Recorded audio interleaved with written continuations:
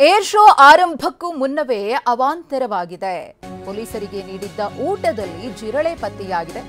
ನಾಳೆಯಿಂದ air show ಆರಂಭವಾಗುತ್ತೆ. 4 ದಿನಗಳ ಕಾಲ ನಡೆಯುತ್ತೆ ಏರ್ ಶೋ. ಆದರೆ ಏರ್ ಶೋಗೂ ಮುನ್ನವೇ ಅವಾಂತರ. ಪೊಲೀಸರಿಗೆ ಕೊಟ್ಟಿದ್ದ ಊಟದಲ್ಲಿ ಜಿರಳೆ ಪತ್ತೆಯಾಗಿದೆ. ಏರ್ ಶೋ ರಿಹರ್ಸಲ್ ವೇಳೆ ಊಟವನ್ನ ಕೊಡಲಾಗಿತ್ತು ಪೊಲೀಸ್ ಸಿಬ್ಬಂದಿಗೆ. ಜಿರಳೆಯನ್ನ ಕಂಡು ಊಟ ಮಾಡದೆ ಹಾಗೇನೇ ಬಿಟ್ಟು ಹೋಗಿದ್ದಾರೆ ಸಿಬ್ಬಂದಿ. ಗುಣಮಟ್ಟದ ಊಟ ಇಲ್ಲದೆ ಪೊಲೀಸರು ಪರದಾಡ್ತಾ ಇದ್ದಾರೆ. ಭದ್ರತೆಗೆ ಬರುವಂತಹ ಪೊಲೀಸರ ಒಂದು ಊಟಕ್ಕೆ 200 ರೂಪಾಯಿ.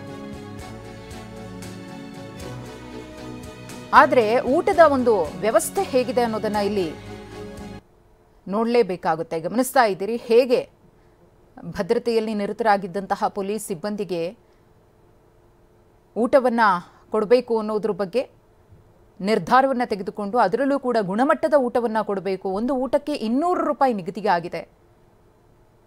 ಆದರೂ ಕೂಡ ಇಲ್ಲಿ ಎಡವಟ್ಟಾಗಿದೆ.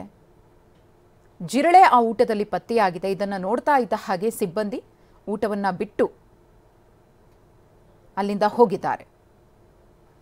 ಈ ಕುರಿತು ಮತ್ತಷ್ಟು ಮಾಹಿತಿಯನ್ನು ಕೊಡ್ತಾರೆ ನಮ್ಮ ಪ್ರತಿನಿಧಿ ಪ್ರಜ್ವಲ್.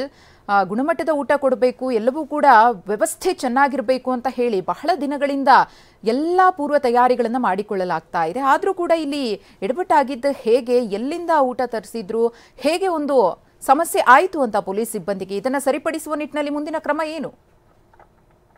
ಮಧುಶ್ರೀ, ಇವತ್ತು ಬೆಳಗ್ಗೆ ಏರೋ ಶೋಗೆ ರಿಹರ್ಸಲ್ ನಡೀತಾ ಇತ್ತು ಬೆಳಗ್ಗೆಯಿಂದಾನೆ. ಅದಕ್ಕೋಸ್ಕರ ಭದ್ರತೆಗೆ ಅಂತ ತೆರಳಿದಂತ ಪೊಲೀಸ್ ಸಿಬ್ಬಂದಿಗಳಿಗೆ ಕೊಟ್ಟಂತ ಒಂದು ಊಟ ಅಂದ್ರೆ ತಿಂಡಿಯಲ್ಲಿ ರೈಸ್ ಬಾತ್ ನಲ್ಲಿ ಒಂದು ಜಿರಳೆ ಪತ್ತೆ ಆಗಿದೆ ಅಂತ ಹೇಳಿ ಸಿಬ್ಬಂದಿಗಳ ಕಂಪ್ಲೇಂಟ್ ಅನ್ನ ಮಾಡಿದ್ದಾರೆ. ಈಗಾಗಲೇ ಈ ಬಗ್ಗೆ ಹಿರಿಯ ಅಧಿಕಾರಿಗಳಿಗೂ ಕೂಡ ಗಮನವನ್ನ ಹರಿಸಿದ್ದಾರೆ. ಏನಂತ ಅಂದ್ರೆ ಗುಣಮಟ್ಟದ ಆಹಾರವನ್ನ ನೀಡಬೇಕು, ಒಂದು ಹೊತ್ತಿನ ಊಟಕ್ಕೋಸ್ಕರ 200 ರೂಪಾಯಿಯನ್ನ ಬಿಡುಗಡೆ ಮಾಡಿ ಆದೇಶವನ್ನ ಡಿಜಿ ಕಚೇರಿಯಿಂದ ಕೇವಲ ಒಂದು 5 ದಿನಗಳ ಹಿಂದೆ ಅಂದ್ರೆ ಫೆಬ್ರವರಿ 4ನೇ ತಾರೀಕು ಮಾಡ್ಲಾಗಿತ್ತು. ಅದಾಗಿ ಒಂದು 5 ದಿನಗಳಿಗೆ ಏರೋ ಶೋ ನಲ್ಲಿ ಕೊಡ್ತಿದ್ದಂತ ಒಂದು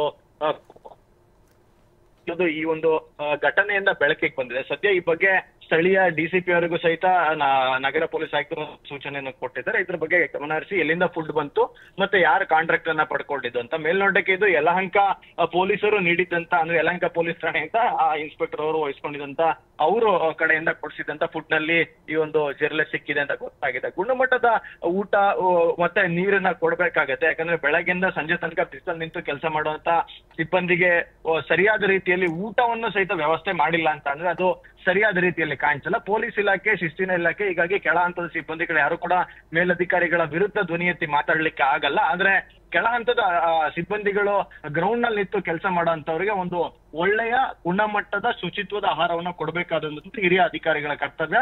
ಅದನ್ನ ಮುಂದಿನ ದಿನಗಳಲ್ಲಾರು ಅಧಿಕಾರಿಗಳು ಸರಿಯಾಗಿ ಮಾಡ್ಬೇಕಾಗತ್ತೆ ಅನ್ನೋದು. ಧನ್ಯವಾದ ಪ್ರಜ್ವಲ್.